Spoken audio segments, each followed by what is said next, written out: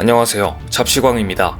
도쿄올림픽 여자 배구 경기에서 김연경이 이끄는 한국 대표팀이 일본을 이기자 1964년 올림픽 금메달에 이어 또 한 번 금메달을 기대했던 일본은 역사적 패배라며 큰 충격을 감추지 못했습니다. 그런데 한국에 역전패한 것을 이렇게 분풀이하는 것일까요?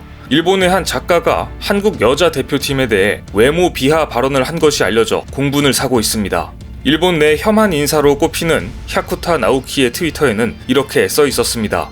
일본과 한국 간 여자 배구 경기를 봤는데 한국 선수 모두 얼굴 수준이 높다. 어쩌면 올림픽을 위해 모두 죄송하다. 더 이상 말하면 파문이 일 수 있으니 그만하겠다 라고 적혀 있습니다.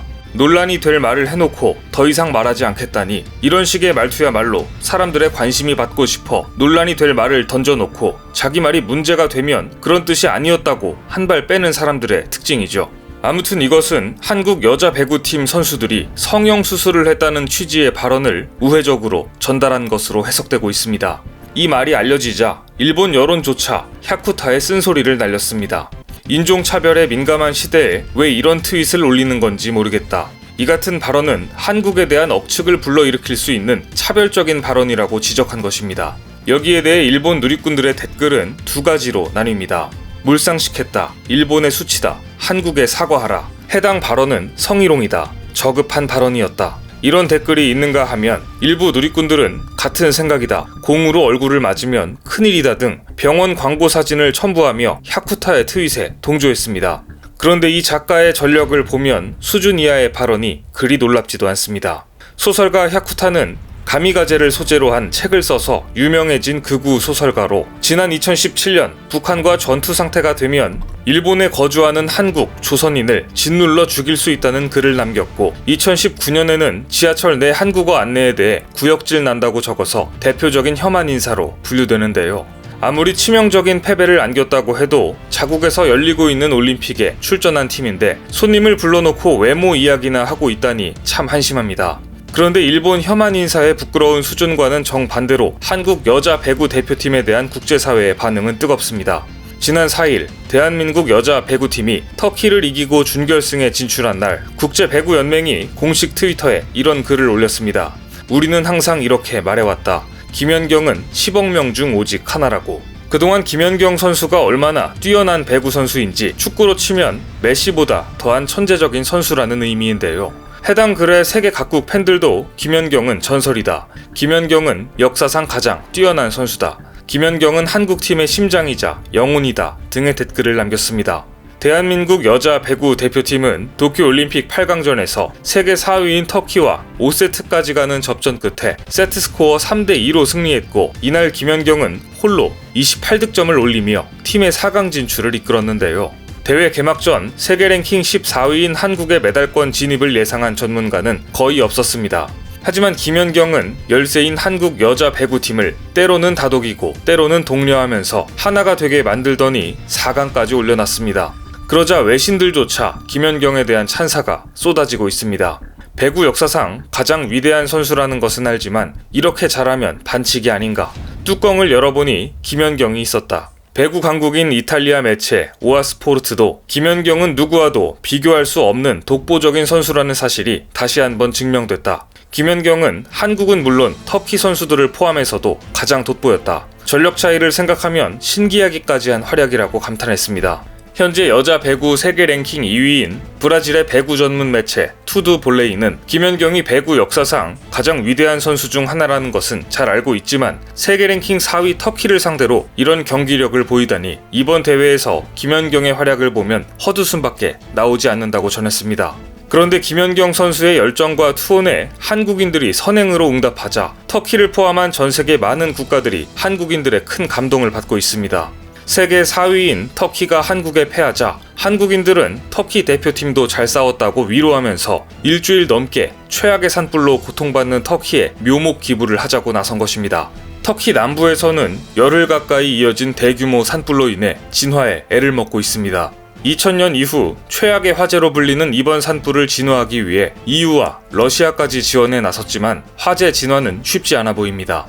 이번 화재로 8명이 숨지고 수백 명이 부상당했으며 약 1만 명이 대피한 상태입니다. 이런 상황에서 국내 한 네티즌이 김연경의 이름으로 터키의 묘목 기부에 나선 것을 SNS에 올리자 이에 동참하는 팬들이 늘고 있는데요. 올림픽이야 끝나면 바로 열기가 식기 마련이지만 터키에 심어진 김연경 나무들은 오래오래 남아있을 것으로 보입니다. 객관적으로 열세라고 해도 최선을 다하며 진정한 스포츠 정신을 보여주는 김연경 선수와 한국 여자 배구팀, 패한 팀을 위로하는 자세까지 보여주는 한국 팬들의 품격, 올림픽 정신이란 한국처럼 바로 이런 것을 보여줘야 하는 거 아닐까요? 적어도 일본의 지식인이라면 한가하게 SNS에 한국팀의 외모 비하 같은 것이나 올리고 있을 때가 아닙니다. 도쿄에 있는 다치가와 상호 병원은 병원 건물 창문에 이런 글귀를 써붙여놨습니다. 의료는 한계, 올림픽 그만. 병원의 부원장은 마이니치 신문과의 인터뷰에서 코로나19 관련 병상은 이미 가득 차 있다. 일반 환자를 희생시켜가며 코로나19 환자들을 돌보고 있다. 올림픽을 중지해주는 것이 지금으로서는 최선이다.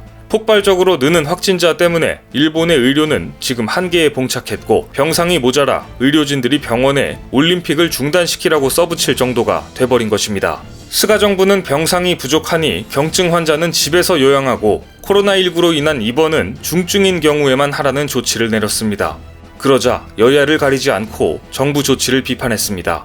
일본의 야당인 이펀 민주당은 출입 기자들에게 문자를 보내 이러다 정치가 사람의 목숨을 앗아갈 수 있다 라고 반발했고, 연립 여당인 공명당의 다카기 미치오 정조 회장도 산소 흡입이 필요한 중증 환자를 자택에서 진찰하는 것은 있을 수 없다며 정부의 재검토를 촉구했습니다. 확진자는 폭증, 병상은 부족, 치료할 수 있는 의료 시스템은 이미 붕괴된 상황, 정치가 사람의 목숨을 앗아갈 수 있다는 일본 야당의 지적은 이미 일본에서 현재 진행형인 것 같습니다. 결국 일본에서 우려하던 도쿄올림픽 최악의 사태까지 벌어졌습니다. 도쿄올림픽 선수촌에서 처음으로 코로나19에 집단 감염하는 사태가 발생한 것인데요.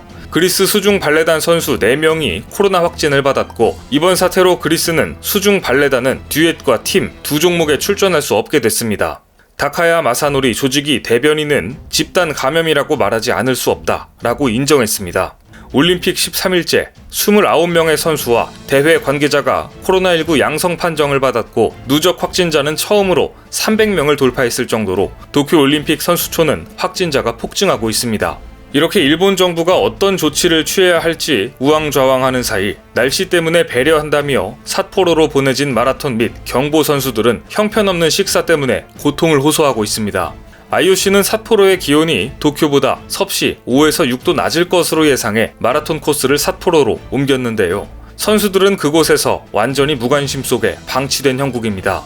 최근 영국 경보 선수 톰 보스워스는 자신의 SNS에 삿포로는 차가운 오물을 식사로 주는 감옥이라며 IOC에는 올림픽을 위해 수백만 개의 돈가방이 들어온다는 것을 알고 있다. 그러나 우리는 레이스를 준비하며 먹는 거라곤 찐 양파나 부분 조리된 파스타 말고 없다. 삿포로의 운동에 집중할 수 있는 환경은 어디에도 없다고 질타했습니다.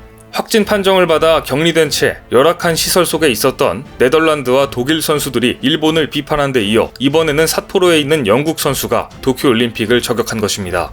이렇게 오물 같은 식사와 감옥 같은 숙소를 그래도 참는 이유는 오로지 마라톤 대회 출전을 위해서일 텐데, 그마저도 IOC의 예상과 달리 지금 삿포로의 날씨는 섭씨 33도에 달해 섭씨 35도인 도쿄와 큰 차이가 없다고 합니다. 남자 마라톤이 벌어질 오는 8일, 삿포로의 날씨는 섭씨 32도로 예보돼 있습니다. 조금만 걸어도 땀이 비오듯 쏟아지는 이런 날씨에 오물 같은 음식을 먹고 42.195km를 달려야 할 선수들이 벌써부터 걱정이 됩니다. 오늘 준비한 소식은 여기까지입니다. 댓글을 통한 여러분들의 많은 의견 기다리겠습니다. 많은 분들의 생각이 모였을 때 진정 가치 있는 지식이 완성될 것입니다. 시청해주셔서 감사합니다.